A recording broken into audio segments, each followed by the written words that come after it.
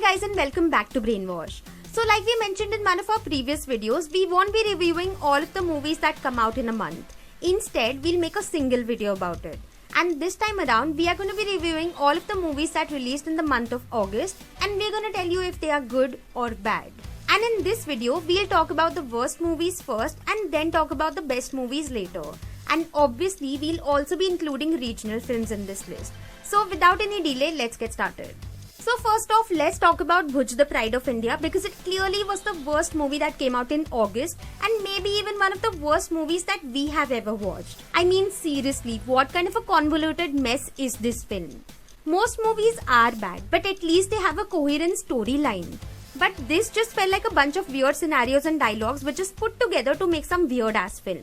The movie is so badly researched and worked on that Ajay Devgn even pronounces the name of his own character wrongly. It's Karnik, not Karnik. And this just shows you how little effort was taken in making this film. Nora Fateh gets a role in this film just so they can justify her having an item number wala promotional song in a patriotic film. This film is also a perfect example of jingoism, with ek ke baad ek dialogues about Mera Bharat Mahan and the Indian flag present in almost every scene. On a serious note, the work of these soldiers and all of the real people involved was exemplary and deserved a better film than the one that they actually got. I mean, for the first half an hour of this film, planes were just flying around with some bad VFX while we never even get to learn about the characters. The only reason this film is rated 4.7 on IMDb is because of patriotism. But just from a film standpoint, this is a waste of everyone's time and sadly also a waste of a very good story. The next movie we want to talk about is Bhumika. This is a Tamil language movie that released on Netflix recently and it was marketed as a one-of-its-kind eco-horror film. The tropes of this film, however, remain the same as any other horror film. A family moves into a remote home and eerie things start happening to them. And as they try and investigate the hauntings, it's shown that Mother Nature is the real horror and that we should take care of Mother Nature. Now this message of this film is so in your face that you actually get turned off by it completely. Matlab, I get it, तेरी movie का ये message है, but try to be थोड़ा subtle at least and don't just shove it down our throats.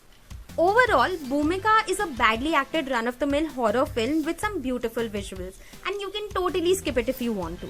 There were also a couple of average movies that released like Dial 100, which is a story about a cop getting a call from a woman who threatens to commit suicide, and then slowly the movie tells us the reason for her call and opens up the secret that the police officer is holding himself. Watch this movie only if you are a fan of Manoj Bajpayee, if not you can completely ignore it. Netrikan is another okayish movie that released in August where a cat and mouse game engages between a blind woman and a serial killer when the blind woman becomes a witness to one of his kidnappings. It's based on a Korean film named Blind which came out in 2011.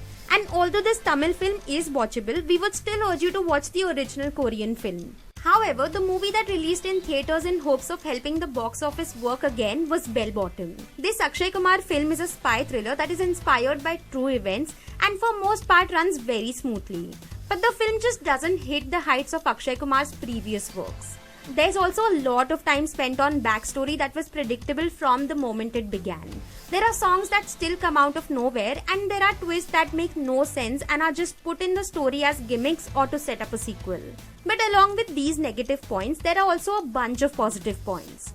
The casting and the acting is almost perfect with each actor portraying their role perfectly. The background music is cool as fuck. And the action is on point as well. Overall, it felt like it was a very short story that they tried to stretch with a long backstory and songs, but instead they should have just kept the story short and precise and it would have been a perfectly wonderful film. The next film we are going to talk about is Kuruthi. This film is another innovative way in which Malayalam cinema is trying to tackle issues of societal evils and religious fanaticism. The story of this film is set in a Muslim household where Ibrahim, his father, and his much younger brother are waiting for their Hindu neighbor Suma. But when an injured police officer walks in with a young murder convict who recently killed a Muslim shopkeeper, it upends their lives. Kuruthi is a gripping thriller that largely takes place inside a single house and only over 24 hours, and yet amazingly talks about the communal dynamics in our country.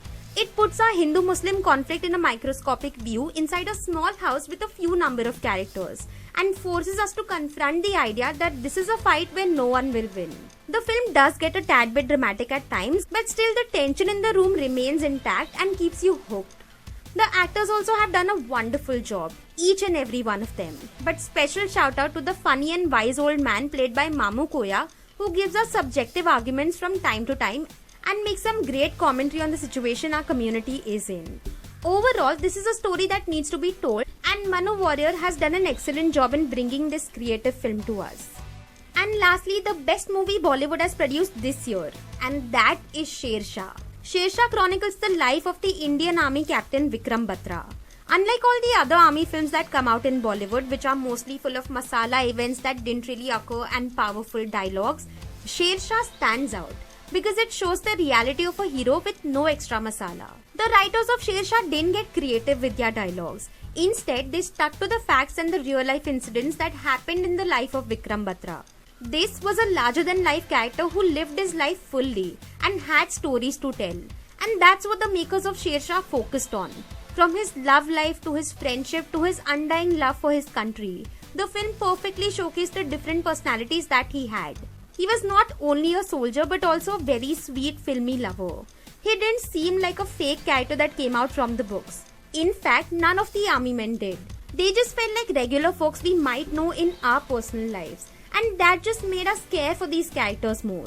The actors do their job exceptionally well. Every army officer stands out as a real human being with flesh and bone instead of a caricature of a typical army man. Hats off to the makers of this film. As for us, this is easily the best army movie that Bollywood has produced till date. And we would love to see more movies like these instead of whatever this was. So guys, this was our video about the best and the worst movies that came out in the month of August. We really hope you liked the video, and also as always, do let us know in the comments below what are the videos you want us to make next. Follow our social media handles to get to know us better, like and share this video, and subscribe to Brainwash for more videos like these.